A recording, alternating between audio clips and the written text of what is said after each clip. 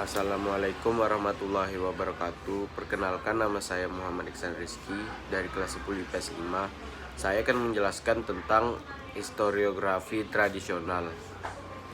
Historiografi tradisional adalah penulisan sejarah tradisional yang dimulai dari zaman Hindu-Buddha sampai masuk dan berkembangnya Islam ke Indonesia.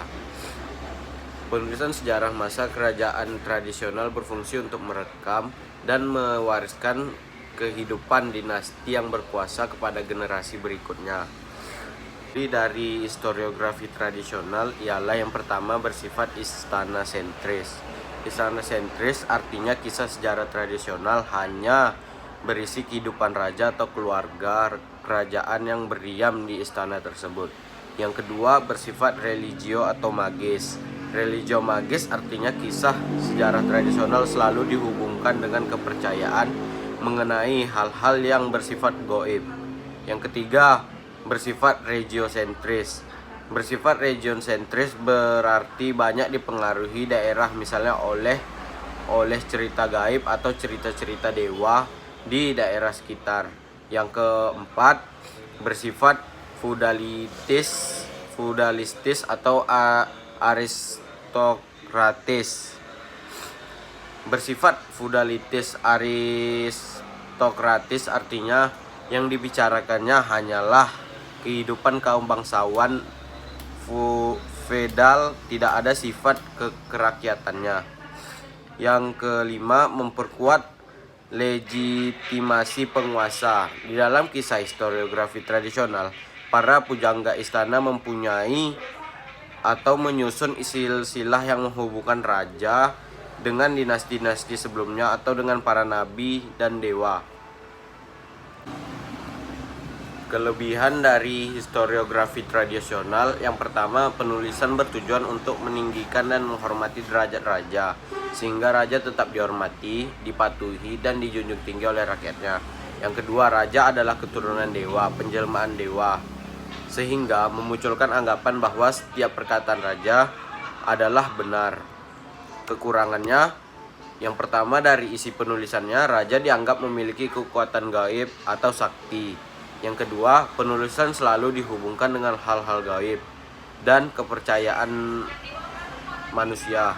Yang ketiga, penulisan hanya membahas tentang kehidupan bangsawan, sementara kehidupan rakyat sama sekali tidak dibahas. Contoh historiografi tradisional, yang pertama seperti kitab Pararaton, kitab Negara Kertagama, Babat Tanah Jawi, Babat Tanah Pasundan, Hikarai Raja Pasai. Kali ini saya akan membahas tentang kitab Negara Kertagama. Kakawin Negara Kertagama atau kitab Negara Kertagama bisa dikatakan merupakan kakawin Jawa kuno yang paling termasyhur. Kakawin ini adalah yang paling banyak diteliti pula. Kakawin yang ditulis tahun 1365 ini pertama kali ditemukan kembali pada tahun 1894 oleh J.L.A.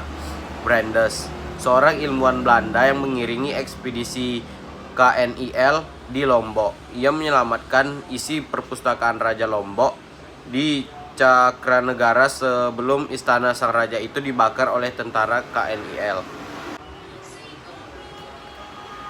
Judul kakawin ini Negara Kertagama, yang artinya adalah negara dengan tradisi atau agama yang suci.